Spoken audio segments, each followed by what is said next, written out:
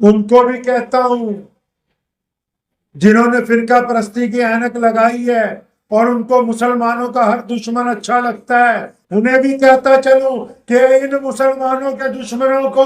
اگر گلے لگاؤ گے تو ان کے دامن میں سے ISI کے ایجنٹ نکلیں گے، تو ان کے دامن میں سے اس ملک کے اندر دہشت گردی پھیلانے والے آتنکوادی نکلیں گے، تو ان کے دامن میں سے اس دیش کی آزادی کے ساتھ شہید اعظم بھگت سنگھ کے ساتھ، لالا لاجپت رائے کے ساتھ، عطا اللہ شاہ بخاری کے ساتھ، مولانا ابوالکلام آزاد کے ساتھ، اس ملک کی جنگ آزادی کے ساتھ غداری کرنے والے قادیانیوں کا ناپاک چہرہ نکلے گا۔ اسی لیے ہمارے ہر ایک دشمن کو گلے نہ لگایا کرو، کچھ دشمن صرف ہمارے نہیں، وہ ہمارے اور اس مٹی کے مشترکہ دشمن ہیں، اس بات کو یاد رکھا کرو۔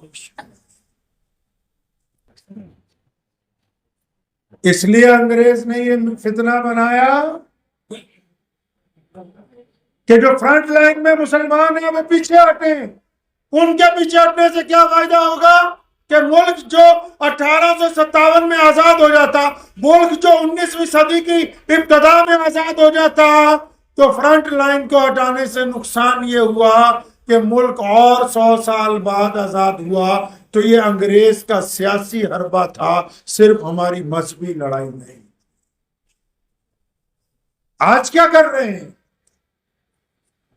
ملک کے غدار؟ آج کیا کر رہے ہیں؟ آج بھی ان کے گھر میں سے آتنکوادی پکڑے جاتے ہیں اور سرکار کے بڑے بڑے افسران چپی سادھ لیتے ہیں۔ کیوں؟ کیونکہ آج بھی کچھ ایسے لوگ موجود ہیں جن کو غداروں سے ہی محبت ہے، لیکن ہم انہیں بتانا چاہتے ہیں کہ جس طرح ہمارے آبا و اجداد نے، جس طرح ہمارے بڑوں نے،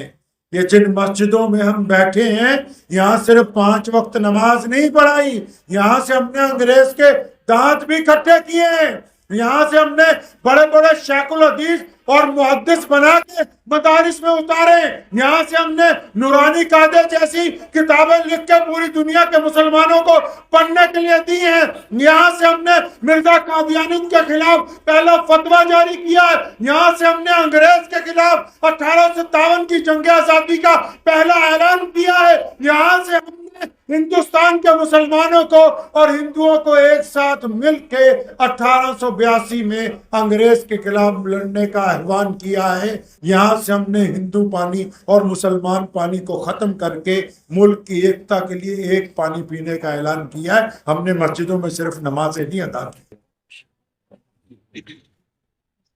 ہمارے پاس ایک تاریخ ہے جو اس ملک کے لیے بھی فخر کی بات ہے، ہماری قوم کے لیے بھی فخر کی بات ہے۔ ہم جب نماز پڑھتے ہیں صرف اس لیے نہیں پڑھتے اللہ کو راضی کرنے، ہم اس لیے پڑھتے ہیں کہ ہمارا دل پاک ہو جائے، ہم اس لیے پڑھتے ہیں کہ ہم غیروں کے ساتھ جب ملے تو محبت سے ملے، ہم اس لیے نماز پڑھتے ہیں کہ جب غریب ملتا ہے تو ہم اس کو اٹھا کے اپنی چھاتی سے لگاتے ہیں، ہم اس لیے ملتے ہیں کہ گورا اور کالا ایک صف کے اندر کھڑا ہو جائے، ہم اس لیے مسجد کے اندر نماز پڑھتے ہیں تاکہ دلوں میں سے نفرتوں کو ختم کر کے محبتوں کو عام کر دیا جائے۔ مسجدیں صرف نماز نہیں سکھاتی، مسجدیں انسان کو زندگی جینے کا راستہ عطا کرتی۔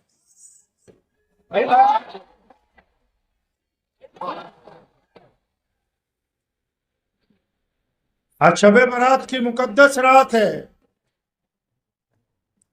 ہمیں اپنا حلف دہرانا ہے اللہ تعالیٰ کے ساتھ، صرف دعائی تھوڑی مانگنی ہے، اپنا حلف دہرانا ہے، اپنے ارادے کا اعادہ کرنا ہے۔ قانون تو ایک دفعہ بن جاتا ہے کسی بھی ملک کا، نئی سرکار بنتی تو وہ کیا کرتے ہیں؟ وہ حلف دہراتے ہیں کہ ہم قسم کھا رہے ہیں خدا کے نام کی کہ جب تک اس عہدے کے اوپر رہیں گے ایمانداری سے رہیں۔ اللہ تعالیٰ نے ہمیں یہ موقع دیے ہیں، کون سے موقع؟ بار بار کہا نماز کے لیے ایمان ضروری ہے، ایمان کے ساتھ رسالت پر عقیدہ ضروری ہے۔ اچھا روزے کے لیے فرمایا روزے کے لیے بھی ایمان اور رسالت پر عقیدہ ضروری ہے۔ پتہ یہ لگا کہ اسلام میں بار بار یہ جو دن آتے ہیں، کبھی شب برات کا دن آ گیا، کبھی 12 ربیع الاول کا دن آ گیا، کبھی یوم عاشورہ کا دن آ گیا، کبھی محرم کا دن آ گیا، یہ اعادہ کرتا ہے ایمان والا کہ میں اللہ اور اس کے رسول صلی اللہ علیہ وسلم کے عقیدے پر چلوں گا، کیونکہ ایمان ہی صرف ایک ایسی طاقت ہے جو اس کو برائی سے روکتی ہے، اس کے دل میں سے خوف کو ختم کرتی ہے، اس کے دل میں سے رنج کو ختم کرتی ہے، اس کے دل میں دوسروں کے لیے عقیدت اور محبت پیدا کرتی ہے،